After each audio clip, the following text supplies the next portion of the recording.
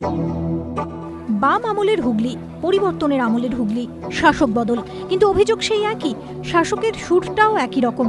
2011-র 14ই March হুগলির বাঁশবেড়িয়ায় পরিবর্তনপন্থী বিদ্যুজন অর্পিতা ঘোষের পশু খামার নাটক মঞ্চস্থ হওয়ার কথা ছিল, কিন্তু অনুমতি দিতে অস্বীকার করে প্রশাসন। সমালোচনার ঝড় ওঠে সর্বত্র।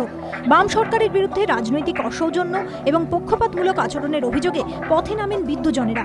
অর্পিতা ঘোষ অভিযোগ করেন, সিপিএম নেতা রূপচাঁদ পালের অঙ্গুলি হেলনেই প্রশাসন মিথ্যে কারণ দেখিয়ে নাটকের অনুমতি দেয়নি। এরপর রাজ্যে শাসক বদলেছে, কিন্তু ছবিটা কি বদলেছে? অনেকেই বলছেন উত্তরটা সম্ভবত না। শাসক বদলালেও শাসকের সুর বদলায়নি। 21শে আগস্ট 2012 আরামবাগে বুদ্ধদেব ভট্টাচার্যের কর্মী সভার অনুমতি দিল না প্রশাসন। 9ই সেপ্টেম্বর আরামবাগের রবীন্দ্র ভবনে ওই কর্মী সভা হওয়ার কথা। 23শে জুলাই অনুমতি চেয়ে আরামবাগের মহকুমা শাসকের কাছে আবেদন করে জেলা সিপিএম, কিন্তু তাদের দাবি 21শে সেপ্টেম্বর মহকুমা শাসকের তরফে চিঠি দিয়ে জানানো হয় বর্তমান আইন শৃঙ্খলা পরিস্থিতিতে ওই কর্মী সভার অনুমতি দেওয়া যাবে না। আমরা গত 21শে আগস্ট হঠাৎ আরামবাগের যিনি এসডিও তার কাছ থেকে জানতে পারি যে এই সভা করবার অনুমোদন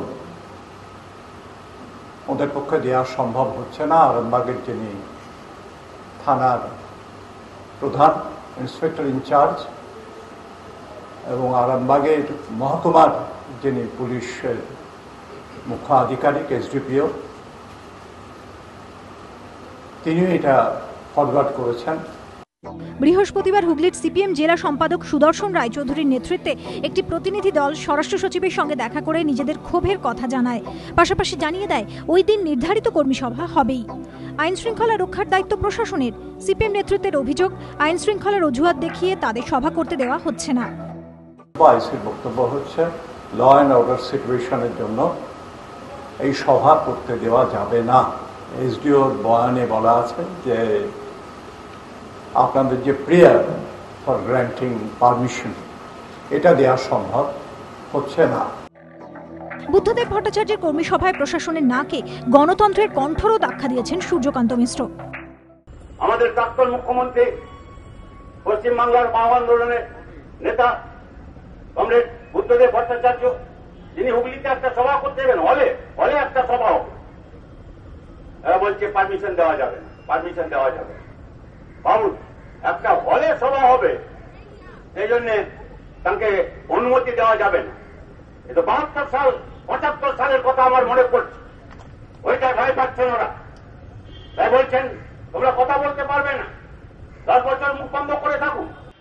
তাৎপর্যপূর্ণ বিষয় হলো, রাজ্যে বিরোধীরা যখন মমতা বন্দ্যোপাধ্যায়ের বিরুদ্ধে গণতন্ত্রের কণ্ঠরোধের অভিযোগ করছেন, তখন সেই মুখ্যমন্ত্রী দিল্লিতে বিরোধীদের অধিকারের কথা বলছেন।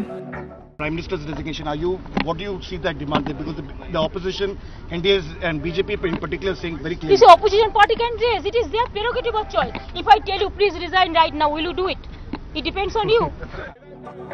আর এখানেই রাজনৈতিক মহলে প্রশ্ন উঠতে শুরু করেছে, তাহলে কি মুখ্যমন্ত্রী দ্বিচারিতা করছেন? দিল্লিতে বিরোধীদের বক্তব্য পেশের অধিকার থাকলে এখানে বন্ধ প্রেক্ষাগৃহে বিরোধী দলের কর্মী সভা করার অধিকার থাকবে না কেন? সেই কর্মী সভা হলে কি আইন শৃঙ্খলা পরিস্থিতির অবনতি ঘটবে? রাজনৈতিক পর্যবেক্ষকদের বক্তব্য, আরামবাগের ঘটনা আরও একবার চোখে আঙুল দিয়ে দেখিয়ে দিল, শাসক বদলালেও তাদের সুর একই থাকে। দীপক ঘোষ, বিতনু চট্টোপাধ্যায় ও বিজেন্দ্র সিংহের রিপোর্ট, এবিপি আনন্দ।